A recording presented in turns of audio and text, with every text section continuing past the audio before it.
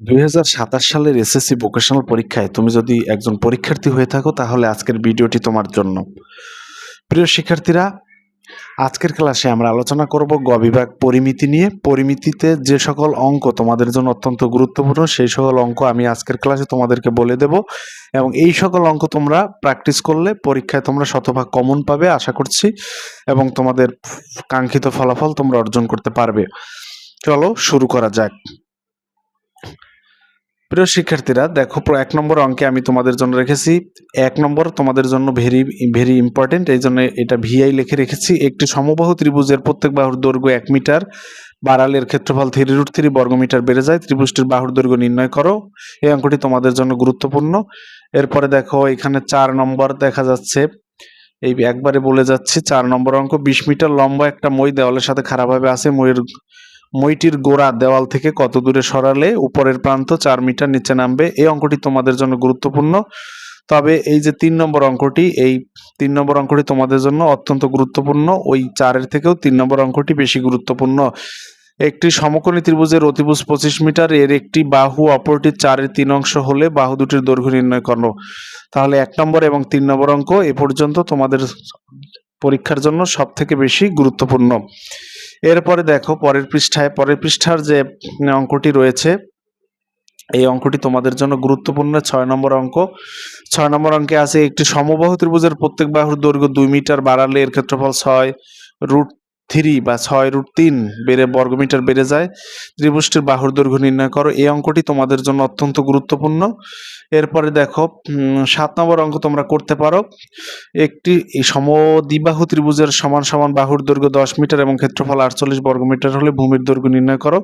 এই অঙ্কটি তোমরা করতে পারো।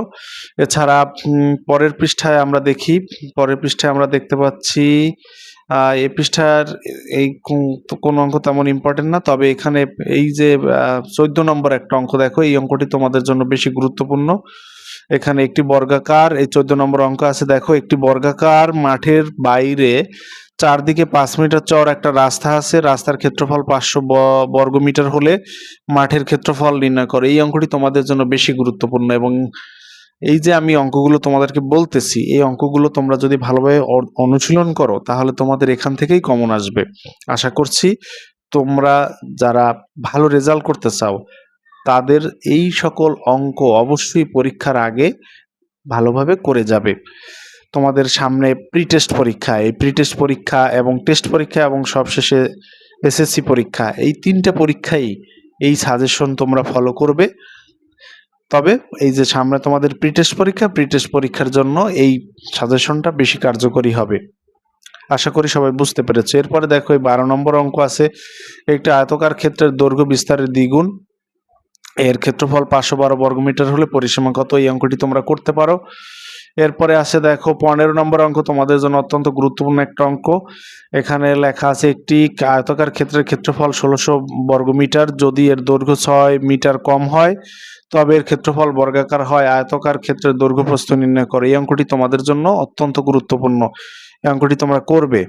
এরপর দেখো 17 নম্বর, এই পাশে একবার দেখে যাচ্ছি। 17 নম্বরে, একটি সামান্তরিকের ক্ষেত্রফল একটি বর্গক্ষেত্রের সমান, সামান্তরিকের ভূমি 125 মিটার এবং উচ্চতা 5 মিটার হলে এখানে এখানে কি লেখা আছে, বর্গক্ষেত্রের কর্ণের দৈর্ঘ্য নির্ণয় করো। এই অঙ্কটি তোমরা করবে। এই অঙ্কটি ওই 15 নম্বর অঙ্কের মতো অত গুরুত্বপূর্ণ না, তবে গুরুত্বপূর্ণ। 15 নম্বর অঙ্কটি একটু বেশি গুরুত্বপূর্ণ।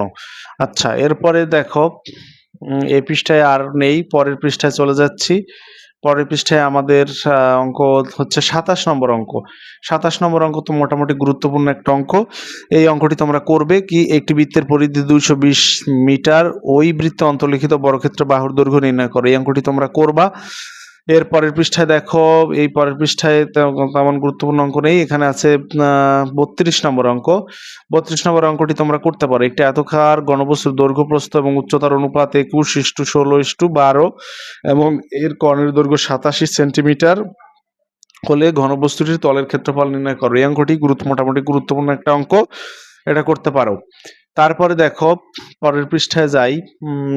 এখানে এখানে দেখো 30 নম্বর অঙ্ক, দেখো 30 নম্বর অঙ্ক পরের পৃষ্ঠায় না ওই পৃষ্ঠায় 30 নম্বর অঙ্ক। 30 নম্বর অঙ্ক তোমাদের জন্য অত্যন্ত গুরুত্বপূর্ণ একটা অঙ্ক, অত্যন্ত গুরুত্বপূর্ণ একটা অঙ্ক হচ্ছে 30 নম্বর।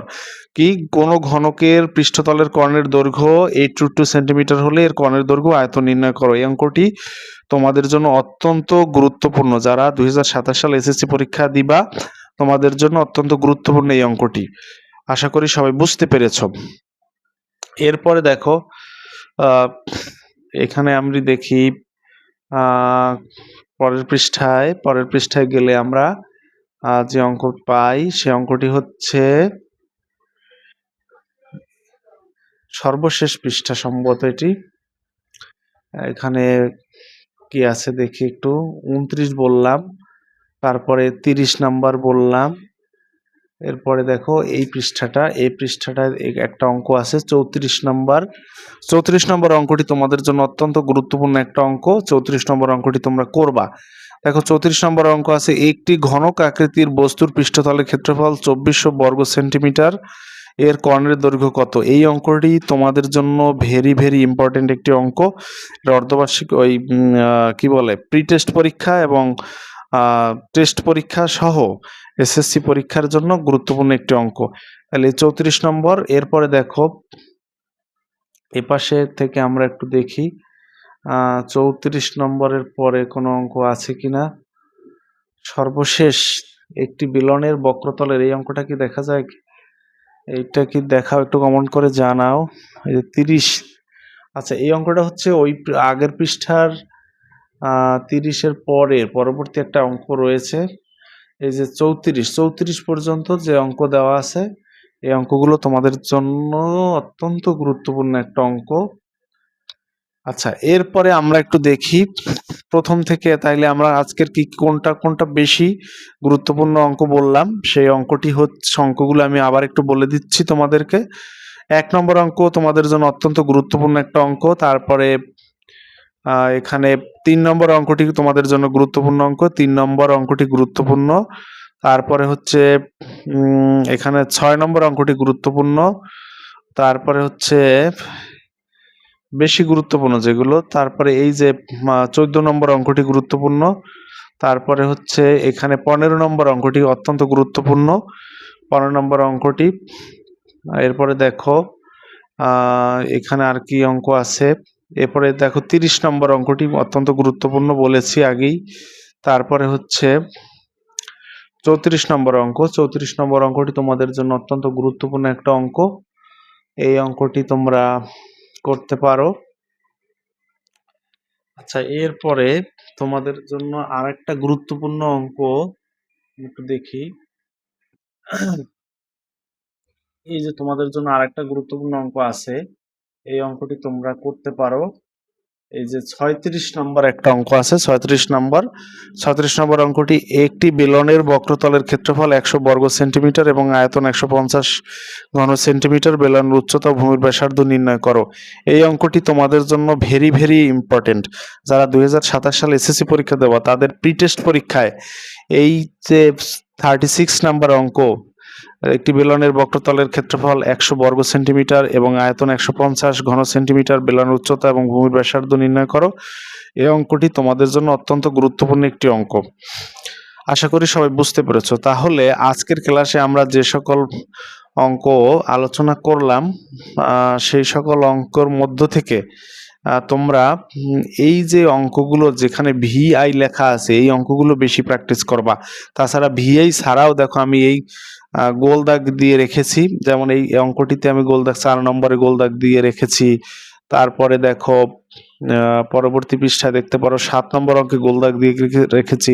এগুলো কিন্তু মোটামুটি গুরুত্বপূর্ণ অঙ্ক, এই অঙ্কগুলো তোমরা করবা। তবে যে অঙ্কগুলোতে ভিআই লেখা আছে, দেখো ভিআই মানে ভেরি ইম্পর্টেন্ট, এই অঙ্কগুলো সব থেকে বেশি ভালোভাবে মনোযোগ দিয়ে প্র্যাকটিস করবা। তাহলে এই অধ্যায়ে যে অঙ্ক আসবে এর মধ্য থেকেই পরীক্ষায় আসবে। যে অঙ্ক আসবে বলতে এইগুলো অঙ্কর মধ্য থেকেই তোমাদের পরীক্ষা আসবে। আশা করছি সবাই বুঝতে পেরেছ। তো আজকের ক্লাসে আমি পরিমিতির এই যে গ বিভাগের যে অঙ্কগুলো তোমরা করবা সেগুলো বললাম। আর সবশেষে বললাম যে ভিআই যেগুলো অঙ্ক লেখা আছে, ভিআই বলতে ভেরি ইম্পর্টেন্ট। এই অঙ্কগুলো কোনোভাবেই মিস করবে না। এই অঙ্কগুলো মিস করলে কিন্তু পরিমিতির অঙ্ক তোমাদের হাত ফসকে বেরিয়ে যেতে পারে, অর্থাৎ তুমি এই অঙ্ক তোমাদের কমন পড়া কঠিন হয়ে যাবে। সুতরাং এই অঙ্কগুলো অত্যন্ত মনোযোগ দিয়ে বাসায় বারবার অনুশীলন করবে এবং এখান থেকে তোমাদের শতভাগ কমন আসবে এবং তোমাদের পরীক্ষা সবার ভালো হবে। সামনের প্রি টেস্ট পরীক্ষা, তারপরে টেস্ট পরীক্ষা, তারপরে জানুয়ারি মাসে তোমাদের 27 সালে এসএসসি পরীক্ষা। তো সবার জন্য শুভকামনা রাখছি, সবাইকে ধন্যবাদ। আর এই অঙ্কগুলো সবাই বাসায় প্র্যাকটিস করবা সেই প্রত্যাশা রাখছি। ধন্যবাদ সবাইকে।